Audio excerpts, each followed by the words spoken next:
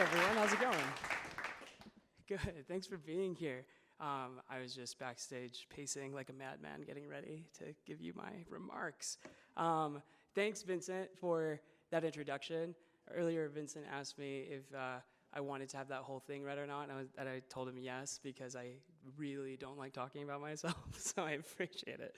But yeah, so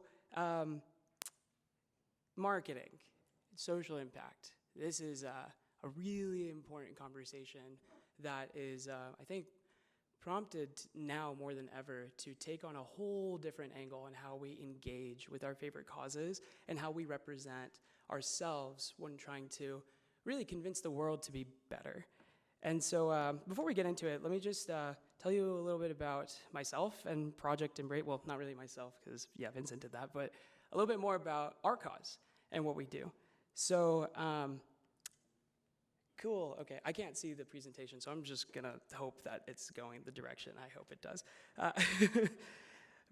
Yeah, so I'm Mohan. I'm the founder and CEO of Project Embrace. I started Project Embrace about 5.5 years ago out of a university dorm room, and it has since grown into one of the largest medical device brokers in the Western Hemisphere, and boy, has that been a total ride. But yeah, basically our vision at Project Embrace and what we want to see is a world where everyone has access to dignified healthcare, which is a big vision, but you know, that's how it starts, dreaming big and starting really small. And the way that we accomplish this is actually quite simple.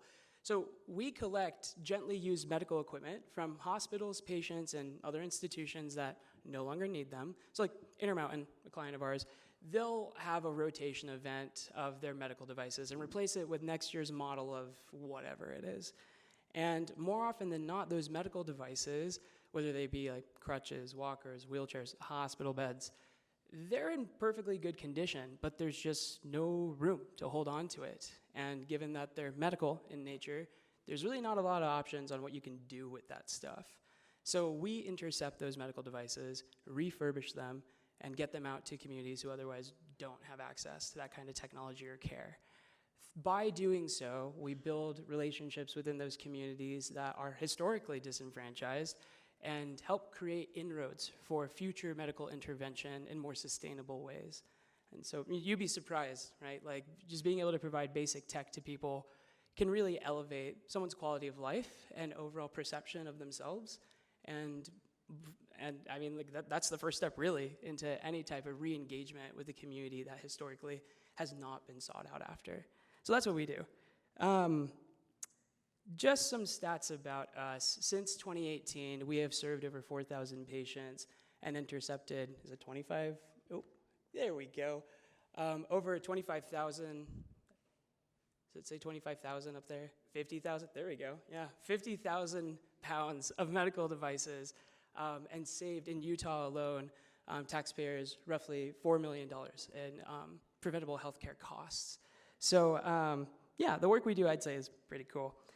But let's just shift a little bit, right? Like I'd be happy to talk to you about Project Embrace all day. My team's here, we'd be more than happy to talk with you. But let's talk about how we put this out there, right? Like what we do, honestly, is not very groundbreaking, right? The idea of like saying, hey, we should reuse medical devices is about as unique as like that chair. More than one person should probably sit in it before we decide to throw it away. But and everyone always gets that. It's super intuitive. And disabilities in healthcare, these are issues that have existed for as long as mankind has been around. So there is a challenge for us and all social causes to stand out and to appear at least to be different, if not better, than existing initiatives. And I was kind of caught on this for the longest time of how exactly do we talk about the cause in a way that's engaging and in a way that makes sense to what people want to hear and what people are expecting to see. I think Vincent said it best, right? Like this is kind of a hot take. Nonprofits are basically businesses. Like you have to run it like a business. If you don't, you'll die. You need to have revenue. You need to be thinking on your feet. You need to be thinking about sustainability. And that's often lost on us because correct me if you've heard this, right, or not, but usually in the social impact and nonprofit space, you hear the quote, work yourself out of a job a lot. No, that's not what you want to do. And let's be honest, that's not what's going to happen. The causes that we stand by are bigger than us. And to think that we could actually solve it within our organization's lifetime or within our own lifetimes is naive. And we're just waiting. We're begging for answers with that kind of perspective. What the for-profit side, and I mean, a lot of my friends are founders, right? A lot of them are for-profit founders, startup founders. What they've figured out is it's not about trying to solve a problem in the market, but it's about staying relevant. It's about making sure that you're top of mind. And it's about making sure that you're convincing people that you are the best at what you do to then get support from outside investors, donors, talent, whatever it may be. It's about selling yourself as the champion of whatever it is you're standing for. So with that kind of in mind, I have broken this down into 4 steps for you and 4 kind of ideas on how to deal with this. Like, how do you start something like that? So step 1 is to become timeless and to stay relevant. So, like I was saying, disabilities in healthcare have existed, again, for as long as mankind has been around. It's just the nature of the human condition. What that means, really, in the for-profit space is the market is never going to go away, which excites people in the for-profit space, because that means I can keep innovating. I can keep doing more, I can keep making profit, I can keep selling myself. It allows for-profit institutions to be dynamic and to change to what their audience is expecting in that particular conversation at the time. Nonprofits, especially growing causes, tend to face this problem of feeling very dehydrated, feeling very frail, talking about how big the problem is, but asking, begging for water, begging you to round up your dollar, literally a charity case. That's not how you solve the world's biggest problems. No, instead what you have to do is you have to take on the charm of, I know, if you're confident at what you do, I'm twice as confident at what I do. Take a bet on me. I know what we can do to make this better. And it's about selling that solution. It's refreshing, it's different, and especially in a business-forward state like Utah, that's what people are looking for. More often than not, people will bet on the person leading the cause than the cause itself. Because we all care about the same things, and we're constantly bombarded by news, social media, other people like advocating for the cause, all of these things. What people are looking for is something that helps them feel like they're involved. And the best way to do that is to stay dynamic to the cause, to make sure that you are at the forefront of innovation and that you are convincing people that you're truly the best in the space to do that. So you need to become timeless and give yourself the flexibility to do so.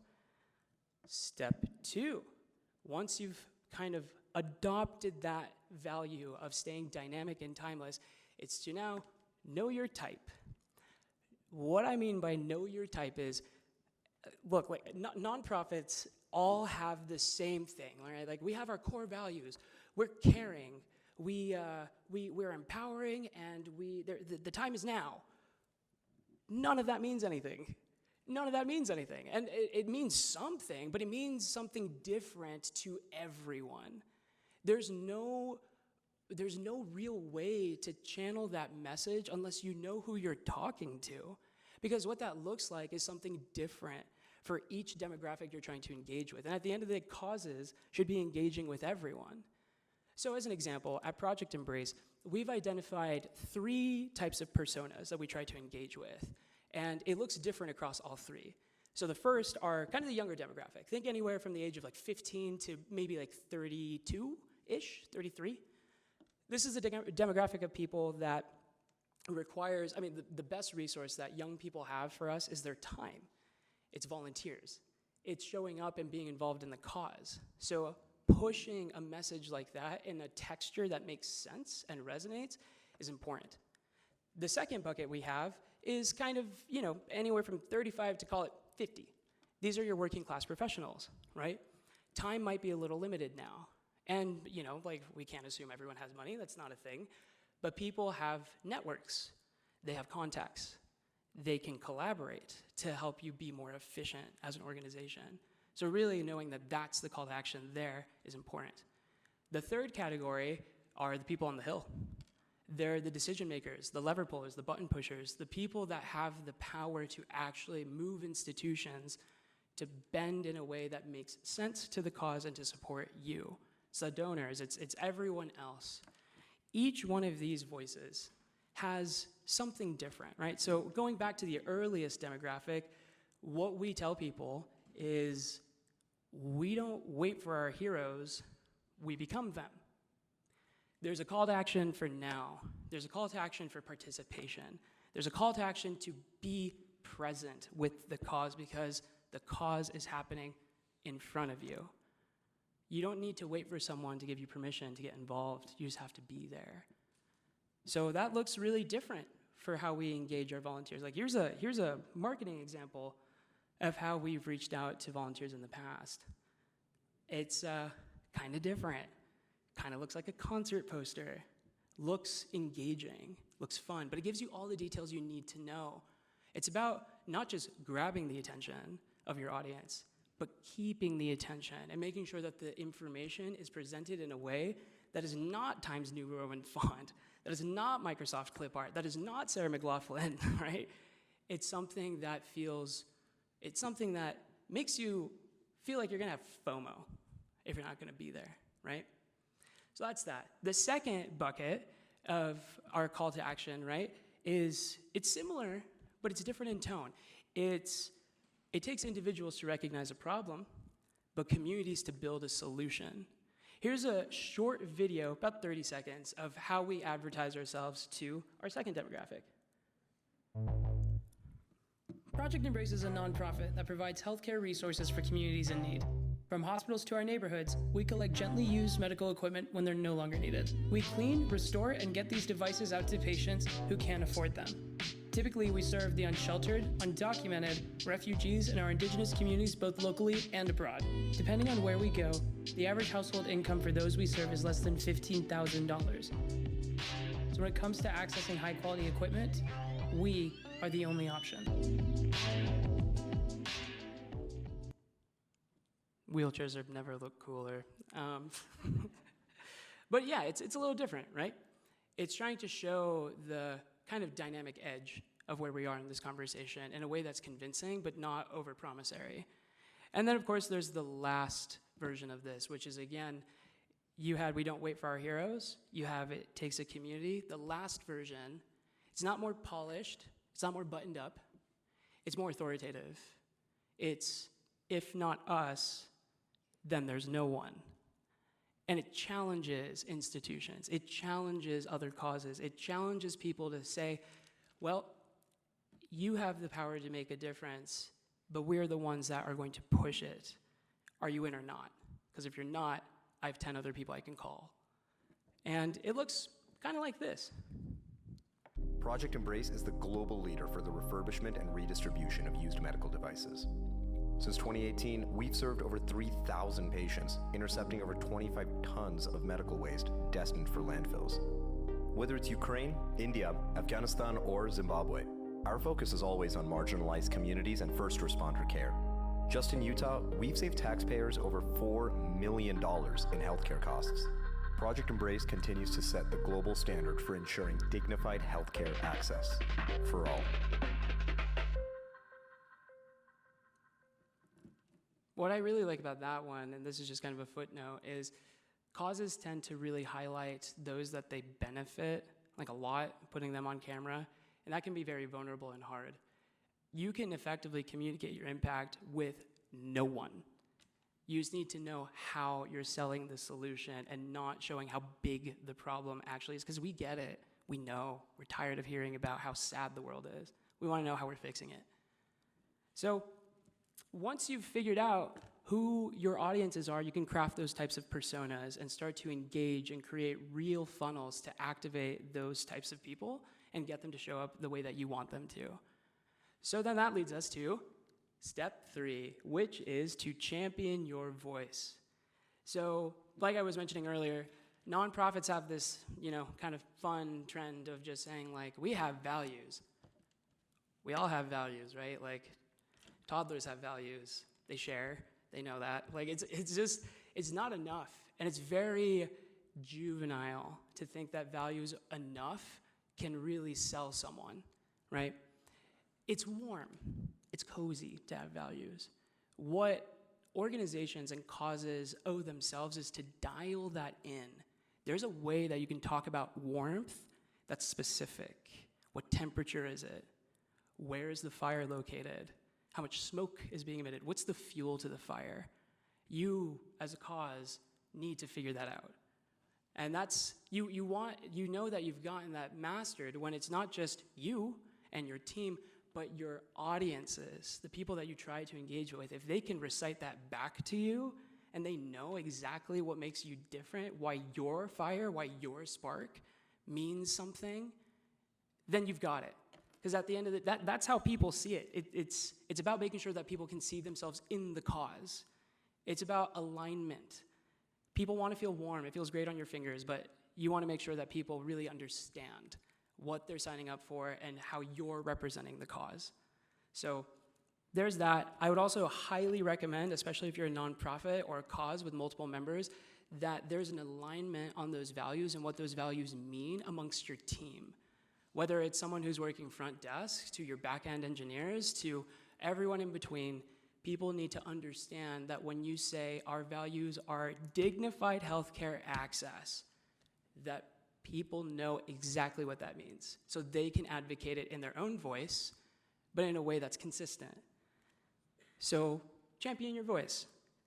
Step 4, you now, congrats, have all the ingredients needed to put on the best story. Doesn't really matter if you have a compelling story if no one's going to listen to you. So you have to craft your stage. Causes get so bogged down by the idea of just impact alone and serving the community that they are directly targeting that they often forget that social impact also means creating impact for those that they're trying to engage. Community goes both ways on this equation, and making sure that you put on opportunities and programs that engage those types of personas in a different, compelling, and refreshing, shoot, I can't miss this event type of way is the best way you can amplify your story, right? For example, Project Embrace, we host like a little fundraising gala. Everyone does.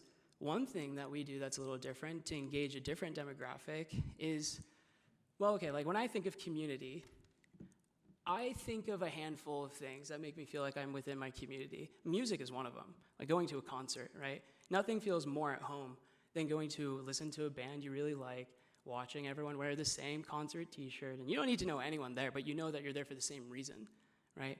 That's like a very physical embodiment of community. But, benefit concerts have been done before.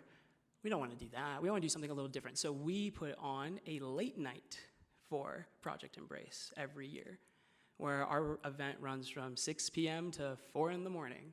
And it's a different type of music. It's a different type of crowd. It's something that a nonprofit has not engaged with before. Where now the idea is you can come, you can dance, you can be whoever you want to be in that moment. It's after hours, but that's when you're the most yourself. And if we can just whisper our cause in your ear as you're celebrating, then you'll wake up the next day wanting to know more and wanting to participate more because you felt a sense of community when you were with all those people in an otherwise very engaging environment that wasn't begging for an answer. That's just one example. There's so many other ways that we can do this. Just think back to all those meaningful times that you felt at home and what that had that you can replicate with your cause. So that's kind of it. The rest is on all of you, on how you want to craft that message. And so there's a lot of different ways that you can go about it. I'd be happy to talk to you afterwards. But what I wanted to do now was I wanted to show you all something kind of special to our cause. So more recently, we were in India, and we were working with one of the top hospitals in South India to do exactly what we do. Use medical supply chain to engage communities and help get them connected with essential medical resources.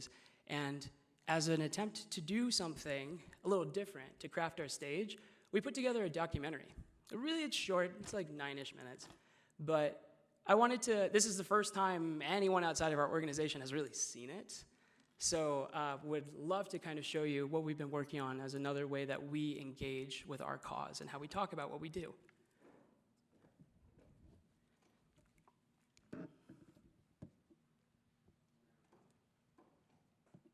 Is there any way we can... there we go.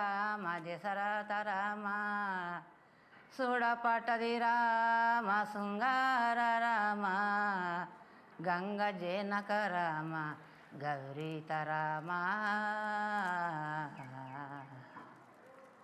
Deva Patadi Rama Desarata Rama Dandamo Dandamo Dayatoni Mamududu Dasinni Dama.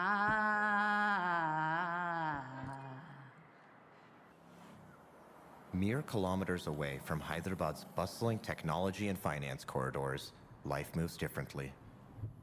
The rural communities surrounding the capital city are defined by their people, who've spent generations building their communities with their own hands. నా పేరు మోనమ్మ. నేను వికలాంగుల గురించి community కోఆర్డినేటర్గా పనిచేస్తాను. నాకు 2000 సంవత్సరాలను వికలాంగులను గుర్తించడం జరిగింది. నన్ను మొట్టమొదటిగా గుర్తించడం జరిగింది. నాకు 15 ఇయర్స్లోనే మ్యారేజ్ అయిందనమాట. మ్యారేజ్ అయిన 3 మంత్స్కే మా ఆయన చనిపోయిండు. ఆమెకు బ్లడ్ క్యాన్సర్ వల్ల, మా అత్తమ్మకు బ్లడ్ క్యాన్సర్ వల్ల ఆమె చనిపోయిన 3 రోజులకు బొంతకాడికి పోయిండు, ఉరి పోసుకొని చచ్చిపోయింది. ఈయన కూడా ఇంకా దానివల్ల నేను మానసికంగా మంచం మీద ఉండిపోయిన, ఎక్కువ ఆలోచించడం వల్ల స్పైనల్ కార్డ్ ప్రాబ్లం వల్ల 2 కాళ్ళు చచ్చిపడిపోయినాయి. మా నాయనమ్మ వాళ్ళ కూతురికి చిన్న ప్రాబ్లం ఉండే.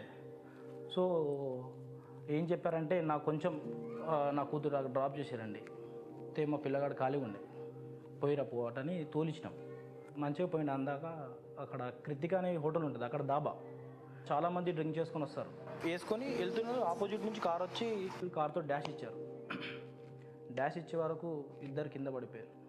మా నాయనమ్మ హెడ్ తగిలింది గట్టిగా. మెల్లమెల్లగా బ్రెయిన్ నుంచి బ్లడ్ బయటికి రావడం జరిగింది.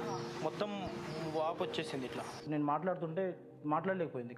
ముందు ఉండకంటే తర్వాత ఉండకంటే చాలా డిఫరెన్సెస్తో మాట్లాడుతుంది. అయితే నాకు టైము 1.5 అవర్ పడుతుంది ట్రాఫిక్లో వెళ్ళాలంటే. పెద్ద చిరాకు వచ్చేసింది, ఇంత దూరం వెళ్ళాలి నా హాస్పిటల్ గురించి. Stories like this are all too familiar in villages far from a hospital. When injuries affect your mobility and you can't find reliable transportation, how do you get to a hospital when it's 10, 15, or even 20 kilometers away? నడువునకు సాత కాదు కదా, auto phone మాట్లాడుకొని ఆటోకే పోతా. పోయి రావాల్సింది 1 రోజు అయిపోతుంది. ఏ work ఉన్నా కూడా లీవ్ అయిపోతుంది. ఇంతవరకు దూరం పోవాలి రావాలి. ఎవరైనా కారు అడుకొని పోవాలి, ఆటో కట్టుకొని పోవాలి, అలాంటి పరిస్థితి. దగ్గర ఉంటే మంచిగా. ఇంకా ప్రైమరీ హెల్త్ కేర్ అనేది సరిగ్గా లేదు ఇక్కడ విలేజ్లో. సో దాని మూలాన ఏం జరుగుతుందంటే, ఎవరికైనా ఏదైనా ఇష్యూ వస్తే, హెల్త్ రిలేటెడ్ ప్రాబ్లం వస్తే, వాళ్ళకు 15 కిలోమీటర్స్ పోయిన దాకా వాళ్ళకు డాక్టర్ని అవైలబుల్గా ఉండరు అనమాట. దీనివల్ల ఏం జరుగుతుందంటే, ఏదన్నా మైనర్గా ప్రాబ్లం ఉంటే అది ఇనీషియల్గా డిటెక్ట్ చేయకపోవడం మూలంగా అది సీవియర్గా అయ్యి వాళ్ళు హాస్పిటలైజ్ అయిపోతారు. Most of the patients who we see from the villages are a bit late coming to the hospital. They come at the later stages of their diseases. If they attentively come in the early stages, these problems can be very well managed as well as eradicated in some conditions. చిన్న ఎగ్జాంపుల్కి ఒక 1 month back continental హాస్పిటల్లో camp పెట్టారు, just general screening camp. దాంట్లో out of 100 nearly 40% we diagnose they are suffering with diabetic. They don't know. క్యాంప్కి వచ్చేవారు వాళ్ళకి తెలియదు వాళ్ళు డయాబెటిక్ పేషెంట్స్ అని చెప్పేసి. In most cases, direct outreach through medical camps is the only way to catch chronic conditions. Even when villagers seek care, rural doctors simply lack the resources to effectively treat their patients. మా దగ్గర ఏముంది, మా గ్రామాలలో మోకాల నొప్పులు ఎక్కువగా పడు, sugar ఎక్కువగా అయింది, కళ్ళ ప్రాబ్లం ఎక్కువైంది, బాడీ పెయిన్ అవుతుంది, మోకాలు పెయిన్ అవుతుందని పోతారు. ఏం చేస్తారు డాక్టర్లు? పెయిన్ కిల్లర్ కొట్టి పంపించేస్తారు, టాబ్లెట్ ఇచ్చి పంపుతారు. కానీ దానికి పూర్తి చికిత్స అనేది జరుగుతలేదు. ఫీడ్స్ వచ్చే వాళ్ళు ఉంటారు. ఫీడ్స్ వచ్చే వాళ్ళకు మెడిసిన్ ఖచ్చితంగా అవసరం. మెంటల్ ఇల్నెస్ వాళ్ళకు మెడిసిన్ అవసరం. ఇప్పుడు వాళ్ళంతకు వాళ్ళు తెచ్చుకోలేరు కదా సార్. నిరుపేద వికలాంగులు ఉంటారు కదా, అలాంటి వాళ్ళకు మెడికల్ సపోర్టు అందిస్తే బాగుంటుంది అనేది. ఇక డబ్బుతో కూడుకున్నాయి కదా సార్, అలాంటివి కొన్ని వాళ్ళు హెల్త్ పరంగా హాస్పిటల్ సేవలు అందించేటట్టు చాలా సివియర్ ఉన్న వాళ్ళు ఉంటారు. అలాంటి వాళ్ళకు హాస్పిటల్ సేవలు ఫ్రీగా ఉంటే బాగుంటుంది. Everyone is very much worried how long they have to stay in the hospital because they all are like daily wage people and all. So they were worried about their families. If I'm staying in hospital for a long time, the expenses will be high and I won't be able to take care of my people at home. They were very much worried about those things. వాళ్ళు రెగ్యులర్గా doctor దగ్గరికి వెళ్ళకపోవడం కారణం ఒకటే, వాళ్ళ దగ్గరలో doctor లేడు కాబట్టి వాళ్ళు వెళ్ళట్లేరు అంతే. వాళ్ళకి తెలియదు ఆ బీపీఓ షుగర్ హై లెవెల్స్ ఉంటాయి, పెరాలసిస్ లేకపోతే బ్రెయిన్ స్ట్రోక్ ఏదో వస్తాయి, సడన్గా ఏదో ఒకటి అయిపోతుంది. మరి అరే పాపం ఉన్నదాకా బాగానే ఉండేది ఏమైంది అంటారు అందరూ. అదే యాక్సెసిబిలిటీ ఉంటే ఇలాంటివి జరిగాయి మనకు. Despite the situation, community aid groups, or sangams, have taken matters into their own hands. ఒక 3 years నేను మంచం మీదనే ఉండింది అనమాట. మంచం మీదనే కూర్చున్నతోటి పండుకున్నతోటే ఉండేదాన్ని నేను. అసలు మూమెంట్ అనేది లేకుండేది. మన సంఘం ద్వారా నన్ను గుర్తించి నన్ను హాస్పిటల్కి తీసుకెళ్ళి నాకు ట్రీట్మెంట్ ఇప్పించి మోటివేషన్ ఫిజియోథెరపీ చేయడం వల్ల నేను మంచిగా అనమాట. నాతో పాటు ఇట్లా ఉన్నారా అని నేను అప్పుడు ఆశ్చర్యపోయినా. నేను కూడా 10 మందిలాగా నేను బయటికి వెళ్ళి చూస్తాను, నేను వెళ్తాను అని చెప్పేసి 10th చదువుకున్నా, ఇంటర్ చదువుకున్నా, డిగ్రీ చదువుకున్నా, పీజీ చేసిన. తర్వాత నేను దీంట్లో ఒక యాక్టివిస్ట్గా సంఘాలు రాయడానికి బుక్ కీపర్గా పెట్టారనమాట గ్రామంలో. మా విలేజ్లో 150 మెంబర్స్ వికలాంగులు ఉన్నారు. వాళ్ళని వికలాంగులను గుర్తించి ఆ వికలాంగులకు సంఘాలు ఏర్పాటు చేయడం జరిగింది. 7 సంఘాలు చేసినాము. 7 సంఘాల ద్వారా వాళ్ళకు మోటివేషన్ చేయడము, కౌన్సిలింగ్ ఇవ్వడం, పేరెంట్స్కు పిల్లల గురించి ఇట్లా ఉంటుంది ఇక్కడ వాళ్ళకి ఈ విధంగా హాస్పిటల్కి వెళ్ళాలని చెప్పేసి చెప్పడము, డిలే డెవలప్మెంట్ ఉన్న వాళ్ళని గుర్తించి వాళ్ళకి హాస్పిటల్ సేవలు అందించడము, వాళ్ళంతకు వాళ్ళు చేసుకునేటట్టు మోటివేషన్ చేయడము. ఏ ఒక్క వికలాంగులు సంఘాలలో ఉండాలి. Given the diversity of India's population and India's socio-economic diversity, it always is a big challenge in the healthcare sector to meet the needs of the people. And many times, we have to be innovative, we have to be improvising, to afford the care for the patients at a price that is understandable. What does this innovation look like? For Continental Hospitals, it means partnering with a nonprofit that specializes in meeting communities where they are, Project Embrace.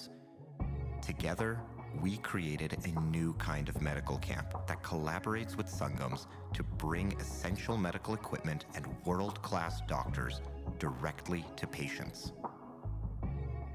ఈరోజు అదే camp చేశారు వాళ్ళు. క్యాంప్లో సుమారు ఒక 100 మంది దాకా medical equipments వాళ్ళందరూ డిస్ట్రిబ్యూట్ చేయడం జరిగింది. లైక్ బీపీ అపారటిస్ కానీ, గ్లూకోమీటర్స్ కానీ, తర్వాత వాకింగ్ స్టిక్స్ కానీ, వీల్ చైర్స్ కానీ, ఇవన్నీ నీడీ పీపుల్కి ఇవ్వడం జరిగింది. మనం ప్లాన్ ఎట్లా చేస్తున్నాం అంటే ఫస్ట్ మనం క్యాంప్ కండక్ట్ చేసిన తర్వాత వాళ్ళ ప్రాబ్లమ్స్ మనం రెక్టిఫై చేసుకుంటున్నాం. సో లోకల్లో ఉండే ఆశా వర్కర్స్ దగ్గరికి ఫీడ్బ్యాక్ తీసుకుంటున్నాం. మన దగ్గర మనకున్న సర్కిల్లో ఎవరికైనా ప్రాబ్లం ఉందా దాన్ని మనం అంటే వేరే వాళ్ళకి తెలియజేస్తున్నాం. మనకున్న సర్కిల్తో దాన్ని స్ప్రెడ్ చేస్తున్నాం. These camps are the first step towards bridging the gap between patient needs and institutional medical services. For many, this was their first time accessing state-of-the-art care. ఎందుకంటే మన వల్ల ఇప్పుడు 100 మందిలో 100 మంది మన ప్రోగ్రామ్కి వచ్చినా రాకున్నా 100 మంది వస్తారు. 100 మందిలో ఒక్కరు మారినా ఆయన కోసమే మనం ఈ ప్రోగ్రామ్ కండక్ట్ చేయడం జరుగుతుంది. Sangam, a word used to describe community aid groups, translated directly means so much more. Sangam means union, a coming together, a mosaic of resilience and innovation.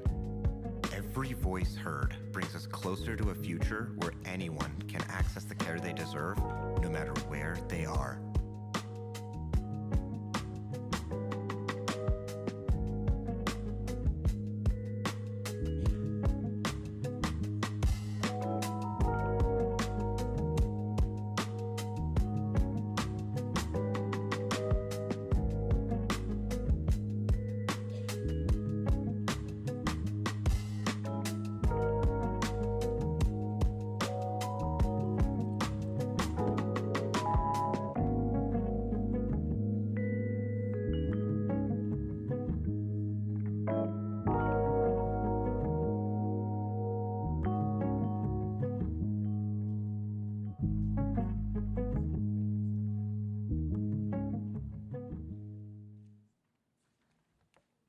So, thank you. Actually, real quick, I would love to, so if you're part of the Project Embrace team, or you've helped in any capacity with this documentary, could you please just like stand for a second? That means both you two, yeah, you two, oh, come on. Liz is one of our board members. Oh, and then our director, Sai, is actually in the back, but thank you. So this is Abhi and Emma. Abhi is our executive director. Emma is on our marketing team, and Sai is our head of marketing and engagement. So he's in the back. You'll see him around. But yeah, that's wanted to share that with all of you. We're really proud of that. We made that. Everything about that was original. The film, the audio, the music, all of it was built from nothing, just raw footage. So yeah, thank you all so much for your time, and yeah, I think I'm going to pass it back over to Vincent, and yeah, be happy to answer your questions. Mohan, one of the things that I really loved about, especially that documentary, was the theme of Sangam. Am I pronouncing that correctly? You are. Okay. That roughly translates to community, collaboration. I'm sure in English you could give a dozen words. Right, yeah. And early on in your presentation, you mentioned the importance of inroads and making inroads in communities that you work with. That's a really difficult thing, or it can be. Can you talk about the pitfalls or best practices that you've learned making those inroads and working with diverse communities and individuals? Oh, that's a great question. So I think, one of the biggest things is just showing up authentically as yourself. There's I think a general, so when you're dealing with vulnerable communities especially, I think there's a general trepidation around, like how do I, talk to these people, and like, oh man, like I don't want to offend anyone, I don't want to do this, that, the other. And that sometimes is over-calibrated, and that sensitivity comes off as very patronizing. And so just coming up with, honestly, good intentions and just being willing to say, I don't know what I don't know, but I'm here. And just embodying that in every conversation you have, whether it's with, like the lowest television rooms in America to the highest grand rooms of the Capitol, just coming in and being authentic in yourself makes it a lot easier because you don't have to constantly switch personas, but it also makes it so you're consistent across the board and people know what to expect. And so I think it's really about that consistency and, again, being authentic, because it can be hard trying to talk about things in a complex or like otherwise, like jumping and putting in jargon in ways that like makes it feel far too elevated and far too alienating for communities. And so I think honestly one of the best ways to build inroads in that capacity, working with groups across the board, whether it's the folks you serve or your collaborators and your partners, is to just be yourself and talk about it as if you would be talking to your friends.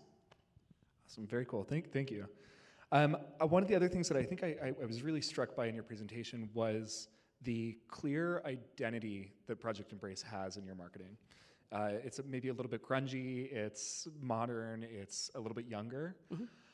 And that's really clear in your version of a gala that is an after-hours party, it sounds like. Yeah. Have you had any pushback of having that clear identity? Anyone who wants to have that chicken and the rice at the gala, or like have you found that identity has attracted people or off-put people? Yeah, that's a good question. The short answer is no. It's because like there's again, like when you're looking at thinking back to like how like startups and founders operate, right? people are really betting on the jockey, not the horse, right? And it's more of like, is this someone that I trust? One of my biggest personal values is fun, because at the end of the day, people are more willing to collaborate with you, to trust you with resources, to just be present with you and your ideas if they feel like they can have fun with you, right? Like you want to be the person that people are comfortable calling and that are comfortable telling you their opinion. And that starts with whether or not you made them laugh or you made them feel like the best version of themselves. And so, like it's ironic. When we were raising to put on our late night, you would think that some of our kind of corporate sponsors and donors would hit back with like oh, that's a lot of young people. I'll have my logo on there. Kind of risky, but I'm there. No, like what ends up happening is people are like, wow, man, I remember when I was in my 20s and 30s. Like, that sounds awesome. I wish there was more programs like this that can engage in causes that feel like me, right? And so, no, not really. I think like it's about coming in with conviction and having that confidence and competency while at the same time embodying that authenticity and being true to who you are as a person. Great. We are at 10 o'clock. Felicia, do I have time for one more? One more question. Awesome. So you mentioned having, we have perfect. We'll close out with an audience question then. Oh, perfect. Well, thank you. Well, first of all, congratulations and thank you for your passion and your energy. It's awesome. So I represent a local chapter of Rotary International. So we have similar causes, similar passions. So I have lots of questions for your team and engagement. But I think one thing that I have relevant to this group is we are all struggling as nonprofits to engage that younger audience, to generate that passion. Who are your partners in the room from your level? Ooh, that's a good question. I mean, so as far as kind of how we engage the audience and kind of that younger demographic, I mean, I think a really easy target audience for us has been college students, because we started in a college dorm room, right? So there's always kind of been that aspect of it. But at the same time, it's one of those things where you have a bunch of young, ambitious people who are looking to better themselves and take on the next chapter of life. And taking something as complicated as healthcare, where it affects all of us, but more often than not, people feel disqualified from being able to talk about the conversation because, I'm not a doctor or I'm not a politician, whatever. And reducing it down to like, no, it really is as simple as you can give us these medical devices that you no longer need, and because of that small action, someone somewhere, I promise you, will be able to leave their house.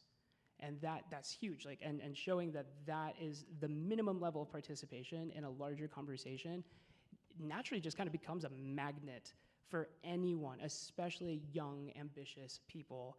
And they end up being some of the, like the retention of volunteers like that genuinely feel empowered is huge. So I think, but yeah, I mean, like targeting, I think, college students and really focusing on that like urgency and empowerment, and that the cause is meant for you, and that it can actually make a difference, and demonstrating that is the honest key to being able to do that.